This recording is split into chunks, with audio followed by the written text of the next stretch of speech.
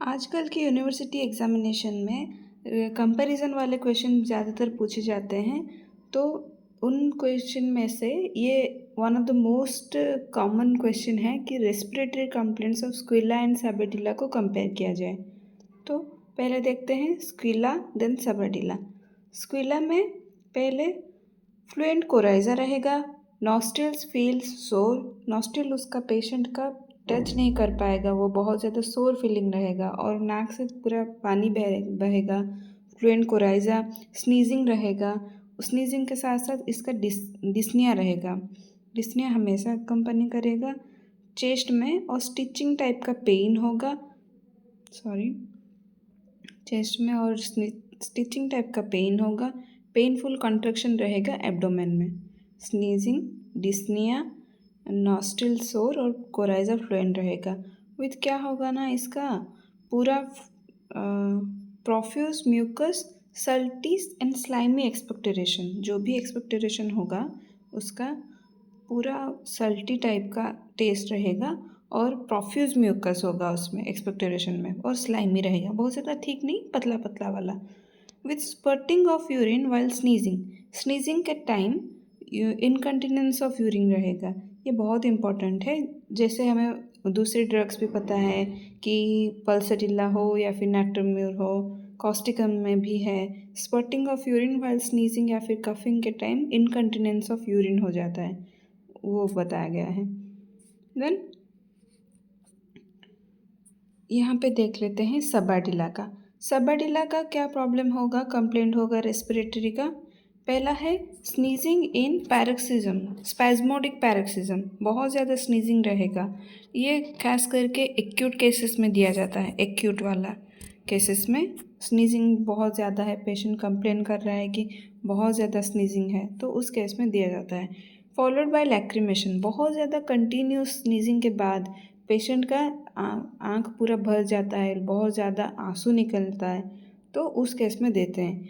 Copious watery कोराइज़ा, बहुत ज़्यादा watery कोराइज़ा होगा, जैसे इसका फ्लुएंट कोराइज़ा था, इसका वाटरी टाइप का होगा, बहुत अमाउंट में होगा। Face hot, eyelids red, face red होगा, eyelids red and burning type का रहेगा। देन आया थ्रोट। थ्रोट कंप्लेंट्स में क्या क्या, इसमें थ्रोट कंप्लेंट नहीं था, इसमें थ्रोट कंप्लेंट प्लेजेंट है। इसमें डिप्थेरिया रहेगा, टॉन्सिलाइटिस रहेगा, can swallow warm food more easily, ये पिक्यूलियर है कि ये वार्म फूड बहुत इजीली स्वालो कर सकता है सबाडिला। देन स्टिचिंग पेन, जैसे कि डिप्थेरिया है तो पेन तो रहेगा ही, तो stitching pain in throat which goes from left to right, ये वाला इम्पॉर्टेंट है, लेफ़्ट टू राइट में पेन होगा, स्टिचिंग पेन होगा थ्रोट में, वो लेफ़्ट से राइट तक जाएगा। देन नेक्स्ट स्क्विला का मॉडलिटीज़, स्क्विला का बाकी सब देख लिए थे, फिर आया मॉडलिटीज़। एग्रावेट करेगा from taking deep breaths, cold drink से, एग्जर्शन से, from warm to cold, warm room से अगर कोल्ड रूम में चला गया, एसी बंद था एक रूम में और वो चला गया किसी एसी वाले कमरे में, तो उसका एग्रावेट करेगा। फिर अगर वो वार्म वेदर से भी अगर कोल्ड वेदर चेंज हो रहा है, उस केस में भी कर सकते हैं aggravate. Then cough of measles के केस में भी हम लोग स्क्विला दे सकते हैं।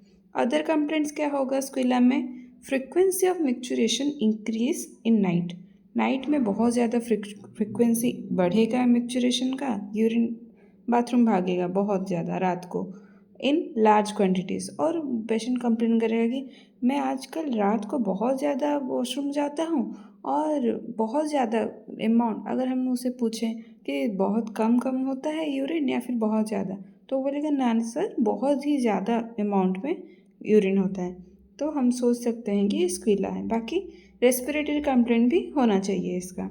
Then sneezing with coughing, sneezing भी होगा और कॉफिंग भी होगा इसका। देन सबाडिला का अदर कंप्लेंट्स क्या होगा, जैसे कि sensation of skin hanging in the throat, must swallow over it, वो फील होगा उसे जैसे कि एक स्किन हैंग है, मस्ट, जैसे ग्लोबस हिस्टेरिकस नहीं कहते, वो वाला सेंसेशन होगा इसे। Then dryness of fauces in throat, dryness of fauces in throat, क्योंकि इसमें डिफ्थेरिया था तो ये वाला प्रॉब्लम भी रहेगा इसमें। So that's all for today. जिसमें हम लोग देखें कि स्क्विला और सैबाडिला का रेस्पिरेटरी कंप्लेंट्स में क्या क्या डिफरेंस हो सकता है। ये जनरली 10 मार्क्स का क्वेश्चन आता है यूनिवर्सिटी एग्जाम में। So prepare well. If you want the notes of these hand written notes of this question, then let me know in the comment section. Keep supporting my work and thank you for watching.